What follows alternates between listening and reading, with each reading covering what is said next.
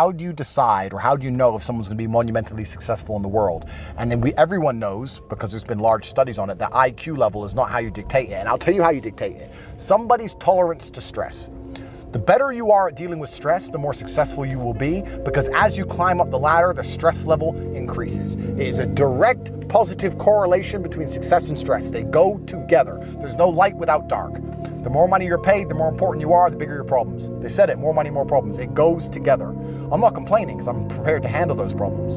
But as you get bigger and larger and larger and larger, the pressure is heavier and heavier. So I'm going deeper in the ocean. As you go deeper in the ocean of success, the pressure around you gets stronger. Only the strongest submarines can make it to the bottom.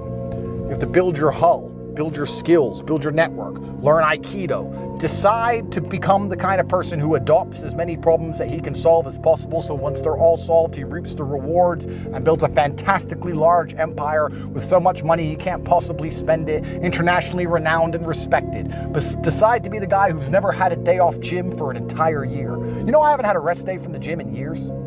Every day I train. Every day. People talk about how your muscles don't grow unless you're resting. I don't care.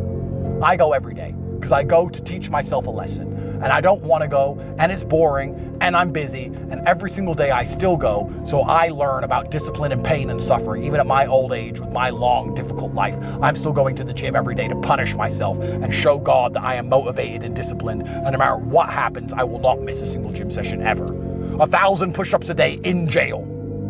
And you wonder why I have everything I've ever wanted. It's actually fantastically easy. You just have to do things. Get up and actually try, actually work, stop looking for shortcuts, stop being a lazy loser, stop being an idiot, stop scrolling garbage, and actually try, and you can have it.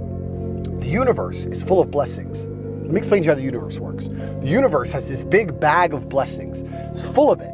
And it's sitting there going, let me find somebody who works hard and deserves blessings, and I'll get some blessings out the bag and give it to them. And the reason the bag's so full is because nobody works hard enough to deserve it. It's like walking around with all this charity money and you can't find a single charity that actually helps people and feeds people. They're all just corrupt garbage. The blessings are endless. It's all waiting. They want to give it to you. The universe wants to give you everything you've ever desired. The problem is none of you deserve it because none of you try. It is waiting for you to actually put some effort in so that you light up like a light bulb as, hey, God, universe, I'm actually trying my best. I haven't missed a single gym session. I'm not being lazy. I'm not being stupid. I'm not lying. I'm not snaking my friends. I'm not scrolling social media. I'm not being a dork. I'm not jerking off. And then all of a sudden they'll come along and give you everything you've ever wanted. I think everybody on the planet has something to prove. If you walk through life and feel like you have nothing to prove, then you're a fucking loser. If you wake up each day and go, I don't owe anybody anything, I don't have to prove anything to anybody, then you are a loser because you are absolutely not incorrect. You must prove yourself to other people. You must prove yourself to your bloodline, as we just discussed. You must prove yourself to God.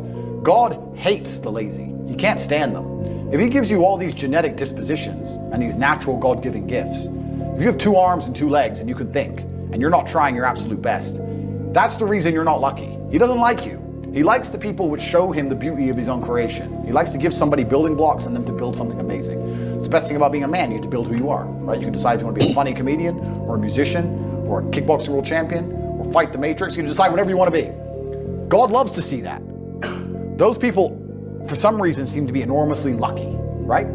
The person who goes, I don't have to prove anything to God. I don't owe all of my ancestors any effort. You know, for 5,000 years, people were dodging saber-toothed tigers and catching the plague and running from Genghis Khan just for my stupid ass to be born. I don't owe them anything. I don't owe them a thing because I want to play video games. These people are fucking losers. You should walk through earth with force inside of you. As I walked into this hotel reception, everybody looked. Not because they know who I am, but because as I move, even if it's behind their head, people feel something and they go, it's an energy that comes from brutal competence. It's almost like an evolutionary thing where a rabbit can just smell a fox. It just knows. That's what happens when a predator walks in a room, even amongst humans. You pay attention next time you're in a restaurant. If a man who's truly dangerous walks in, nearly every other man kind of looks up at the same time. You feel it. You need to or you don't survive. We've evolved with that to live. That's who I am. I couldn't imagine not being that man. I've done that because I've been trying to prove myself to my lineage my entire life. I wake up every day with something to prove. I have hundreds of millions of dollars. I wake up and think, fuck, more. I'm in fantastic shape, 4 times world champion, fighting the Matrix out here by myself, more. I will have to be braver. I must try harder. All I do is prove myself. So when I hear people go, I don't have nothing to prove, then you're a fucking loser. Peasants have never felt like they needed to prove anything, but kings felt like they needed to go and conquer land. Isn't that it's coincidental that the king, who already had it all, felt like he needed to go to some far-flung land and conquer it and take it and prove he's the king. But the peasants, oh, I don't have to prove nothing to nobody. You're a fucking loser then. You're a dummy. I absolutely and utterly, completely have everything to prove to everybody all of the time. That's who I am. I will prove anything to anybody. If I sit and say X, I will prove it to anyone. I can be checked at any time. If someone would have come up to me in that lobby and argued with my ideas, I would have proved that my ideas are sound. If they would have attacked me, I would have destroyed them completely and absolutely. That's who I am. So yes, I have a lot to prove, my friend. The answer is you need to get rich, you need to get a network. I know this is all I talk about, but I believe it is my mission to try and defeat the Matrix. And you defeat the Matrix with truth and love, because the Matrix relies on hate and deception. I love you enough to tell you the truth. And the truth is that you're fucked if you're not rich. I don't have any answer for you. People say to me, Andrew, what do I do if I'm not rich? I don't know. I don't know what you will do if you don't have a bunch of money, because it's going to become harder and harder. And in the next 30 years, unless you're rich, you are finished. You are done. The only thing I can do is try my best to teach you how to make money. That's all I can do for you. If you're prepared to work hard, I can guarantee you'll make enough money to afford carbon credits. If you're not prepared to work hard, if you're a quitter, then you are going to be a slave and your bloodline are going to be enslaved for the rest of human time. That is the bottom line to it. There's nothing else to say. That's what's going to happen. Yeah. So you have to decide if you want to escape or not. If you want to escape, ladies and gentlemen, the things I'm telling you now on a public Rumble stream, imagine what I will be saying in my private network. Imagine what I'll be talking about inside the war room. Gold. Or the real world.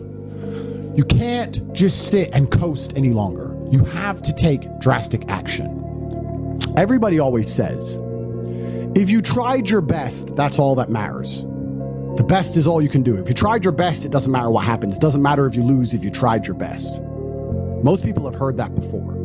But there is a secret to the universe that most don't know. If you actually try your best, you can't lose.